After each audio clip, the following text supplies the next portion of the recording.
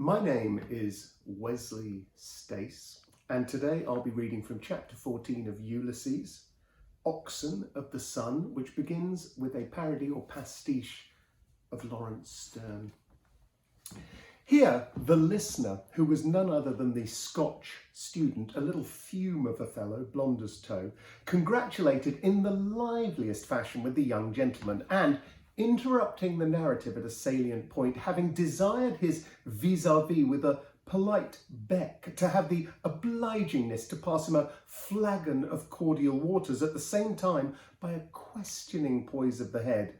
A whole century of polite breeding had not achieved so nice a gesture, to which was united an equivalent but contrary balance of the bottle, asked the narrator, as plainly as was ever done in words, if he might treat him with a cup of it. "Mais bien sûr, noble stranger," said he cheerily, "et mille compliments. That you may, and very opportunely.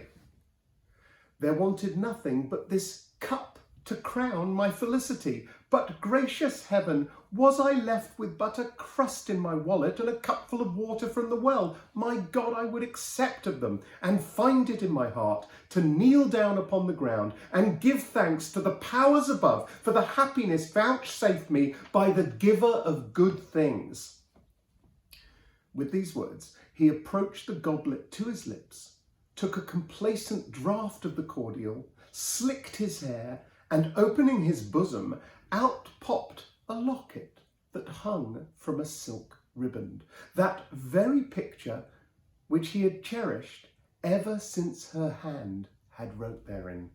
Gazing upon these features with a world of tenderness, "Ah, monsieur," he said, "had you but beheld her as I did, with these eyes, at that affecting instant, with her dainty tucker and her new coquette cap, a gift for her feast day, as she told me prettily, in such an artless disorder of so melting a tenderness, upon my conscience, even you, monsieur, had been impelled by generous nature to deliver yourself wholly into the hands of such an enemy, or to quit the field forever. I declare I was never so touched in all my life. God, I thank thee as the author of my days. Thrice happy will he be whom so amiable a creature will bless with her favours." A sigh of affection gave eloquence to these words, and having replaced the locket in his bosom, he wiped his eye and sighed again. "Beneficent disseminator of blessings to all thy creatures, how great and universal must be that sweetest of thy tyrannies which can hold in thrall the free and the bond, the simple swain and the polished coxcomb, the lover in the heyday of reckless passion and the husband of maturer years. But indeed, sir, I wander from the point. How mingled and imperfect are all our sublunary joys. Maledicity!" he exclaimed in anguish. "Would to God that foresight had but remembered me to take my cloak along. I could weep to think of it. Then, though it had poured 7 showers, we were neither of us a penny the worse. But beshrew me," he cried, clapping his hand to his forehead, "tomorrow will be a new day, and 1,000 thunders, I know of a marchand de capote, Monsieur Points, from whom I can have for a livre as snug a cloak of the French fashion as ever kept a lady from wetting." "Tut, tut," cries le fécondateur, tripping in, "my friend Monsieur Moore, that most accomplished traveller. I have just cracked a half bottle avec lui in a circle of the best wits of the town. Is my authority that in Cape Horn, ventre biche, they have a rain that will wet through any, even the stoutest cloak. A drenching of that violence," he tells me, sans blague, "has sent more than one luckless fellow in good earnest post-haste to another world." "A livre," cries Monsieur Lynch. "The clumsy things are dear at a sou. One umbrella it no bigger than a fairy mushroom, is worth 10 such stopgaps. No woman of any wit would wear one. My dear Kitty told me today that she would dance in a deluge before ever she would starve in such an ark of salvation, for, as she reminded me, blushing piquantly and whispering in my ear, though there was none to snap her words but giddy butterflies, Dame Nature, by the divine blessing, has implanted it in our hearts, and it has become a household word that il y a deux choses for which the innocence of our original garb, in other circumstances a breach of the proprieties, is the fittest, nay the only garment. The first, said she, and here, my pretty philosopher, as I handed her to her tilbury to fix my attention, gently tipped with her tongue the outer chamber of my ear. The first is a bath. But at this point, a bell tinkling in the hall cut short a discourse which promised so bravely for the enrichment of our store of knowledge.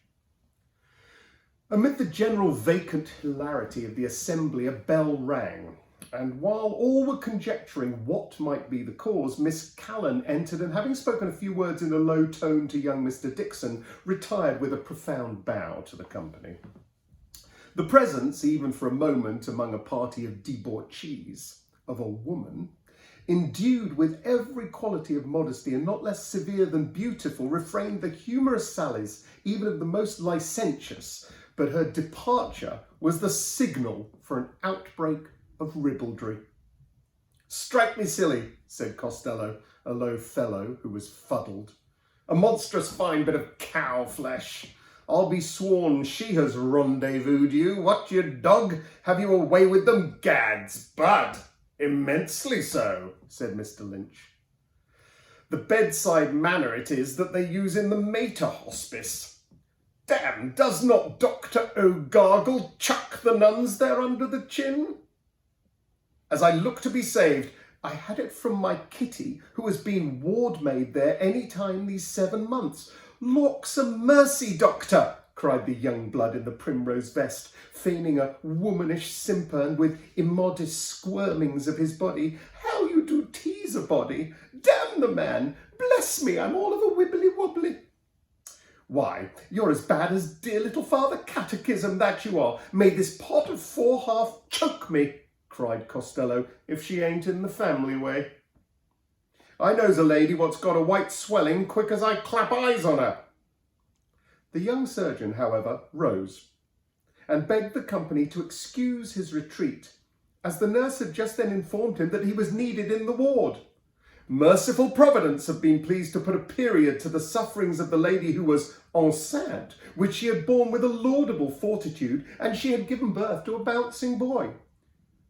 "I want patience," said he, "with those who, without wit to enliven or learning to instruct, revile an ennobling profession, which, saving the reverence due to the deity, is the greatest power for happiness upon the earth.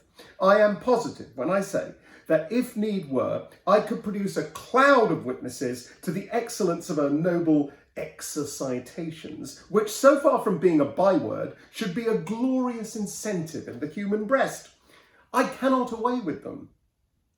"What? Malign such an one? The amiable Miss Callan, who is the lustre of her own sex and the astonishment of ours? And at an instant the most momentous that could befall a puny child of clay? Perish the thought! I shudder to think of the future of a race where the seeds of such malice have been sown, and where no right reverence is rendered to mother and maid in house of horn." Having delivered himself of this rebuke, he saluted those present on the by and repaired to the door.